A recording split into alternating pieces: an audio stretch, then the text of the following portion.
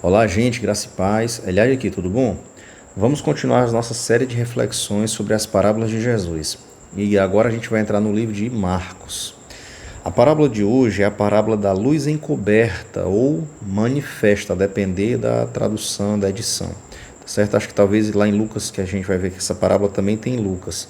Lucas 8, 16 a 18. Talvez esteja como parábola da luz manifesta. E o texto lá em Marcos diz assim: e lhes propôs: quem porventura traz uma candeia para colocá-la sob uma vasilha ou debaixo de uma cama? Ao invés, não a traz para ser depositada no candelabro? Pois nada há de oculto que não venha a ser revelado, e nada em segredo que não seja trazido à luz do dia. Se alguém tem ouvidos para ouvir, ouça. E seguiu ensinando: ponderai atentamente o que tendes ouvido, pois com a medida com que tiverdes medido, vos medirão igualmente a vós, e ainda mais vos será acrescentado. Porquanto ao que tem mais se lhe dará, de quem não tem, até o que tem lhe será tirado. Então, para a gente começar a introdução, ou seja, o contexto dessa parábola. E o contexto dessa parábola, tanto em Marcos quanto em Lucas, é o da parábola do semeador, que vem imediatamente antes. E isso deve nos ajudar a entender melhor essa parábola, que de outro modo pareceria solta, genérica, excessivamente genérica. E a gente tem que se lembrar que não existem parábolas genéricas. Toda parábola tem uma lição, uma moral da história. E que lição seria essa no caso dessa parábola que a gente está vendo? Mas antes da gente falar sobre isso, vamos explicar o seu elemento principal, a candeia. Numa época em que não havia luz elétrica e velas eram caras e difíceis de se obter, a candeia era uma espécie de lamparina a óleo, no caso azeite de oliva ou de peixe.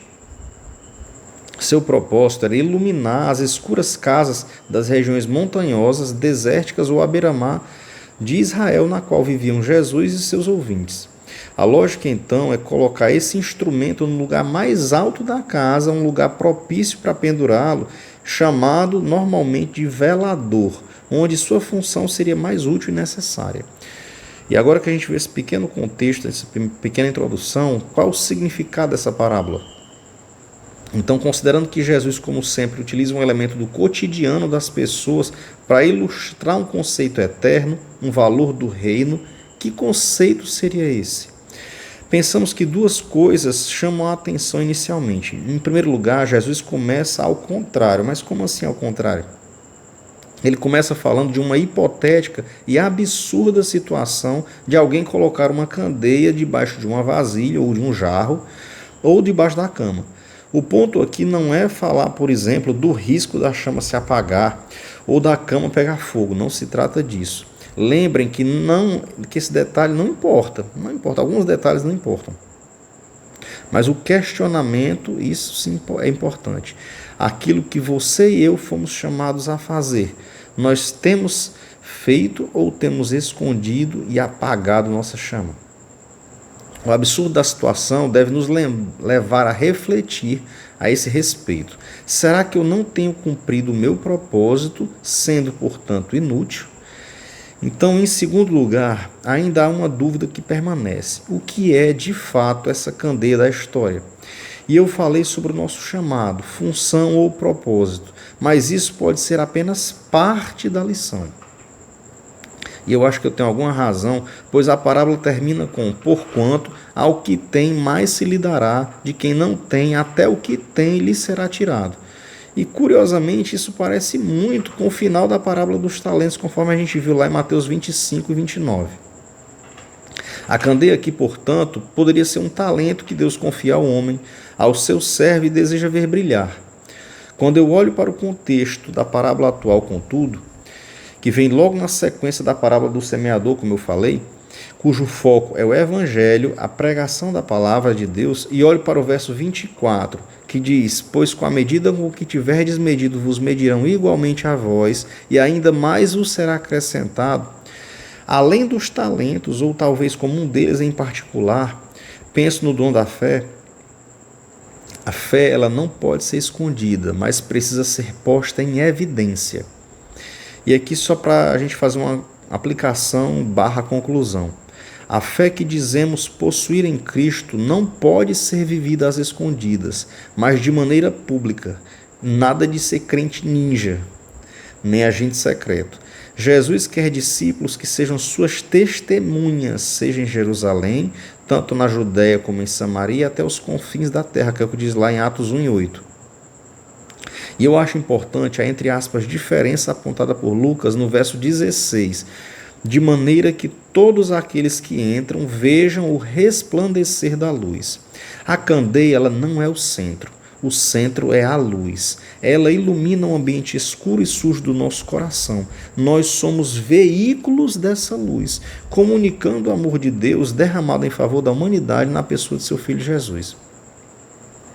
Comunicar bem as verdades do Evangelho significa colocar a candeia no lugar elevado. Ficar calado, ou pior, dar mau testemunho, é escondê-la debaixo da cama. Finalmente, ambos os evangelistas nos deixam uma lição que é inevitável. Nada há de oculto que não venha a ser revelado e nada em segredo que não seja trazido à luz do dia. Isso significa que quando o Evangelho entra na nossa vida, ele ilumina, ele mostra tudo o que está escondido e que talvez preferíssemos que permanecesse assim. Mas isso é inevitável, porque Jesus quer limpar a casa e jogar luz em tudo. O Evangelho é algo que deve promover transparência em nossas vidas e em nossos relacionamentos. Mas antes de concluir, eu nem coloquei isso no roteiro, mas Mateus 5, lá no Sermão da Montanha, a partir do verso 14, diz assim: Vós sois a luz do mundo, uma cidade edificada sobre um monte não pode ser escondida. Igualmente, não se acende uma candeia para colocá-la debaixo de um cesto. Ao contrário, coloca-se no velador, e assim ilumina a todos os que estão na casa. Assim deixai a vossa luz resplandecer diante dos homens, para que vejam as vossas boas obras e glorifiquem o vosso Pai que está nos céus. Então perceba que eu não vou fugir do tema da reflexão de hoje, falando do Sermão da Montanha, mas parece demais com esse texto. Por quê? Porque certos ensinamentos de Jesus se repetem. Mas perceba que nesse capítulo 5 de Mateus, no Sermão da Montanha, há um segundo aspecto a respeito da luz. Se a luz, como a gente viu lá em Marcos e Lucas, parece trazer transparência, parece iluminar aquilo que há de feio e sujo na bagunça da nossa vida, do nosso coração, digamos assim. Aqui em Mateus, o que a gente vê é as nossas boas obras, a fé que produz boas obras sendo evidenciada, que é justamente essa lição que eu estou tentando trazer. Tá certo? Então tem essa dupla característica a luz. Ela mostra o que está sujo, mas ela coloca em evidência o que há de bom. E que não é nosso propriamente dito, mas é fruto da fé que o próprio Deus coloca em nossos corações.